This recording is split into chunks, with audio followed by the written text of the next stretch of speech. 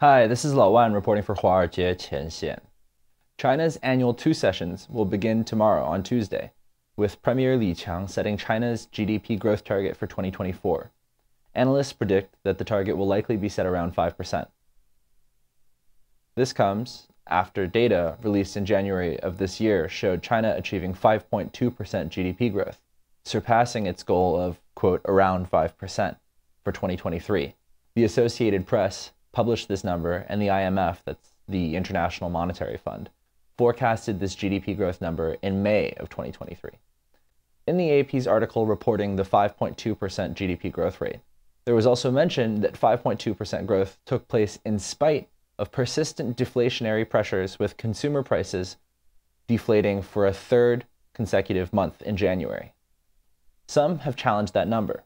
Scott Kennedy, trustee chair in Chinese business and economics at CSIS, the Center for Strategic and International Studies, said this, quote, "I think the skepticism inside China and outside China about the official data seems widespread and justified." Chinese Premier Li Qiang said at the World Economic Forum at Davos in January that although, quote, "the global demand is still insufficient and the market is one of the resources that is most lacking, China's market is vast." He also added that China hit 5.2% growth without, quote, "massive stimulus." This sets the stage for Premier Li's speech tomorrow. Although analysts expect that the growth rate will likely be set around 5%, many express concerns about China's distressed real estate market.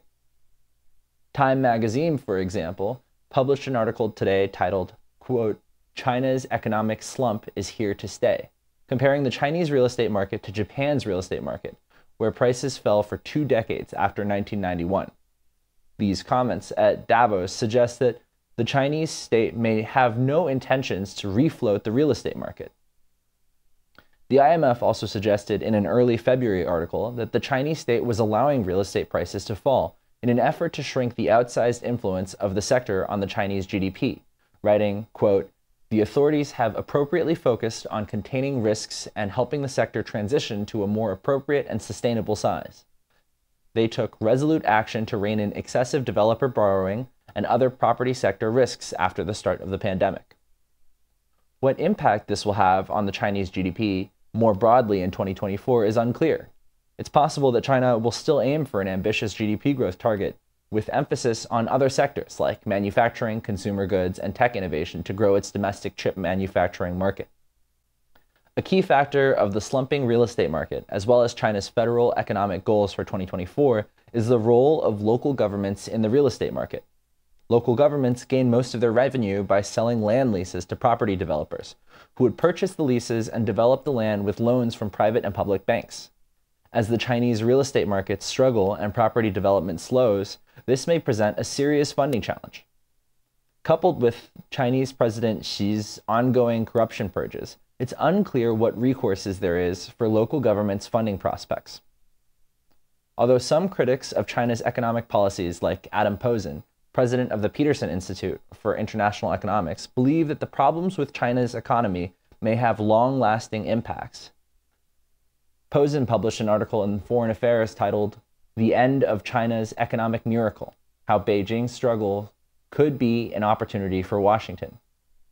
There, Posen wrote that China's economic woes were due to, quote, "the general public's immune response to an extreme intervention, which has produced a less dynamic economy." But here, I'll leave you with this. Those that compare China's deflating real estate market and economic trials with Japan's economic crisis of the late 1990s miss a fairly obvious case study for comparison. China experienced its own real estate bubble in 97 and 98, with the most extreme collapse starting on Hainan Island. This later infected the markets of the mainland. At its most severe, Guangdong International Trust and Investment Corp., that's GITIC, one of China's largest state-owned companies with vast real estate holdings, declared bankruptcy in 99.